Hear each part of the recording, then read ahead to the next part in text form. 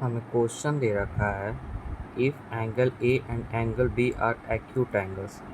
इसका मतलब है कि एंगल ए और एंगल बी जो है सो 90 डिग्री से छोटा है, such that cos A is equal to cos B, cos A cos B के बराबर है। तो हमें प्रूफ करना है कि एंगल ए और एंगल बी आपस में इक्वल होगा। तो सबसे पहले तो हम एक ट्रायंगल ले लेते हैं, जो ट्रायंगल सी पर 90 डिग्री हो। यहाँ ए है, यहाँ बी है, तो एंगल ए और एंगल बी आपस में इक्वल हमको प्रूफ करना है।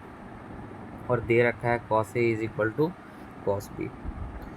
तो अगर हम एंगल ए लेंगे तो एंगल ए के लिए ये मेरा परपेंडिकुलर होगा, क्योंकि अपोजिट साइड परपेंडिकुलर होता है, और यह मेरे लिए बेस होगा। लेकिन अगर हम जब एंगल बी लेंगे तो इसका एंगल बी का अपोजिट साइड AC है, तो बी के लिए परपेंडिकुलर AC होगा। तो इससे हम लिख सकते हैं now we know the trigonometric ratios cos A के लिए मेरा कॉस थीटा बराबर होता है B/H, यानी बेस बाई हाइपोटेनस। तो हाइपोटेनस तो मेरे लिए AB है, और बेस मेरे लिए क्या हो जाएगा, एंगल ए के लिए बेस क्या हो जाएगा, मेरा AC हो जाएगा।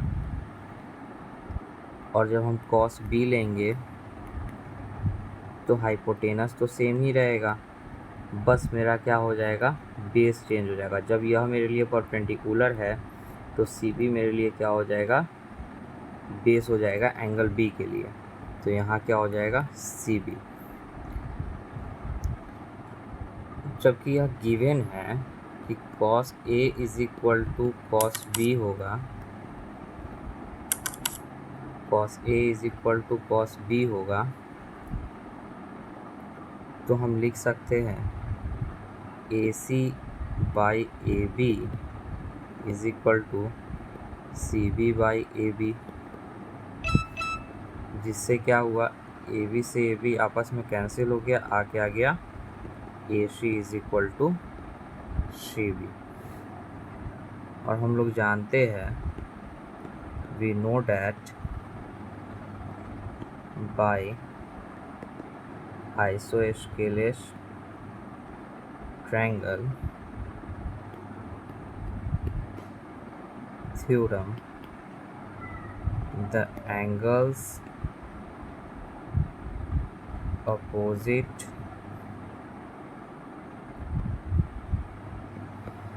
to the equal sides are equal। इसका मतलब है हम लोग जानते हैं कि आइसोस्केलेस ट्रायंगल थ्योरम के माध्यम से the angles opposite to the equal sides are equal. Equal sides, ये अगर आइसोस्केलेस ट्रायंगल है जिसमें यह दोनों इक्वल साइड है, तो इसका एंगल भी आपस में इक्वल होगा। Therefore angle A is equal to angle B।